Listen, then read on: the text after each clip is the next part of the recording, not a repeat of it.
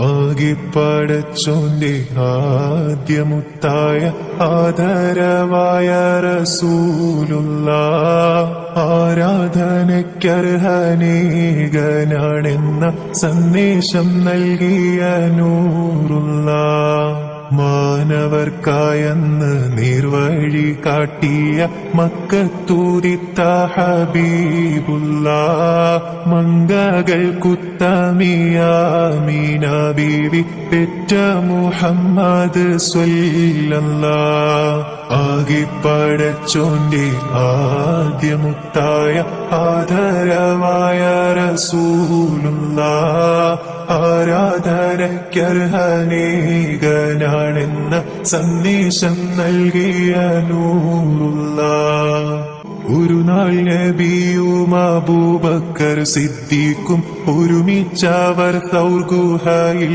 പ്രവേശിച്ച് സിദ്ദീഖുൽ അക്ബറിൻ മടിയിൽ തലവെച്ച് അന്ത്യപ്രവാചകർ നിദ്രയെ പ്രാപിച്ച് ചന്ദ്രവദനം കണ്ട് സിദ്ദീഖോര് പുഞ്ചിരി തൂകുന്നുണ്ട്.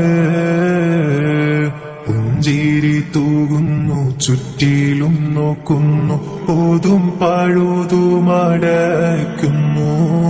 പഴുതൊന്നടയ്ക്കുവാൻ ശീലത്തുണ്ടില്ല, പാദവിരൽ കൊണ്ടമർത്തുന്നു. മുത്ത് റസൂലുള്ളാഹ് സുഖമായുറങ്ങുന്നു, മുഖം കണ്ട് സിദ്ദീഖോർ സന്തുഷ്ടരാകുന്നു. മൂർഖൻ പാമ്പൊന്നുടൻ കാലിൽ കടിക്കുന്നു, മൂർച്ഛിച്ച വേദന സിദ്ദീഖിലേറുന്നു. നബിയെ ഉണർത്തിയില്ല, സിദ്ദീഖോരെ വേദന മാറുന്നില്ല.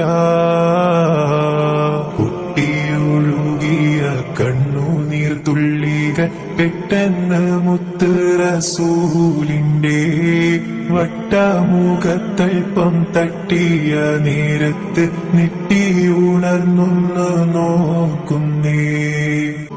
എന്താ സിദ്ദീഖോരെ നിങ്ങൾ കരയുന്നു, എന്ത് പീണഞ്ഞെന്ന് ചൊല്ലുവിൻ പെട്ടെന്ന്. എന്റെ മനതാരിൽ വേദന തിങ്ങുന്നു, എല്ലാം പറഞ്ഞ അബൂബക്കർ നബിയോട് ഉമിനീർ പൂരട്ടി നബി. സിദ്ദീഖോരെ ഉഗ്രവിഷമിറക്കി.